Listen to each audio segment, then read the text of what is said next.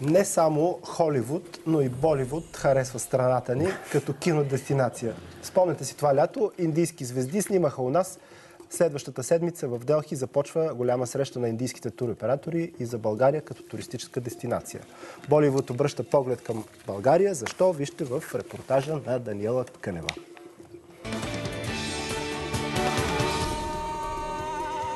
Индия е меката на киното в днешния свят. И никой не го оспорва. На тази земя, през която сме минавали и живели и ние в древността, хората се раждат и си тръгват омагьосани от киното. 1 милиард и 300 милиона киномани.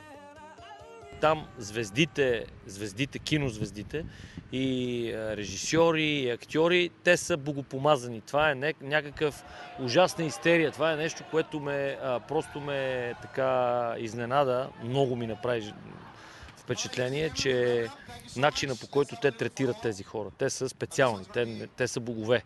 И дори по звездите никой не прочете, че един ден сред тях ще се появи силна българска следа. България е някаква нова дестинация сега. Те доста отдавна снимат в Европа, снимат в Швейцария, в Австрия, навсякъде в Англия. България е нова дестинация за тях и те им хареса това, че тук има много добри екипи, също така на много високо ниво, и гримьори, и костюми, и осветители, и хвартисти, и просто много добре се сработиха. България е място, което бавно те завладява. И аз бавно започнах да осъзнавам, че България може да даде твърде много за целите на Боливуд. Тя има красиви гледки, красива природа. Има море, планини и преди всичко има отлична култура за правене на филми. Първите, които дойдоха, не знаеха къде са и ме питаха къде сме, но после видяха със собствените си очи. И само за една година в България са най-големите имена на индийското кино. Виждате кадри, които обикалят по социалната мрежа цялата земя. Те са от най-касовия филм в историята на Индия "Бахубали" – "Човекът със силните ръце".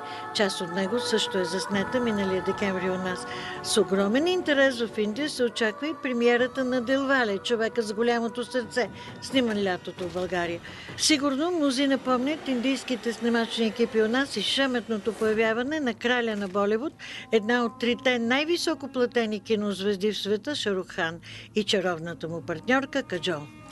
Боливуд навлезе в България. Това е най-новото във вековните ни и традиционни връзки с хората на индийска земя. Страхотно е, разбира се, че Боливуд е в България, защото, както знаете, Индия е страната, която произвежда близо 2000 филма годишно. Но за мен най-страхотното е, че наши каскадьори участват в индийски продукции. Как е да снимаш с боливудски екипи? За първи път снимахме с боливудски екип миналата година, зимата, в тази огромна продукция за тях, "Бахубали". Значи снимаха, те бяха избрали, иска да снимат голяма екшън сцена с лавина на сняг. И снимахме под връх Тодорка на Банско и на Белоградчишките скали. Добре е да снимаш. Те са много добри хора, индийците. Бяхме във възторг от тях. От една страна е шокиращо, примерно, защото това е една тотално различна култура от нас, ние като европейци, но те са просто много добри хора, добри професионалисти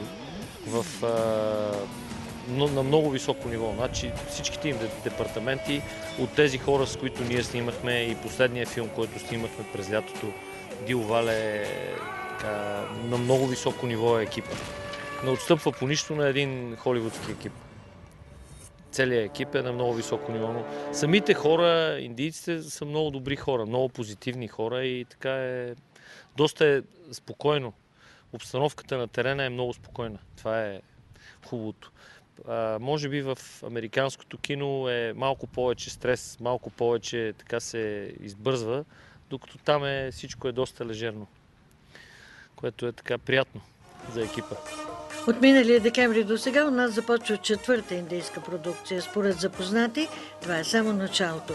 В дъното на боливудската ни история са двама души.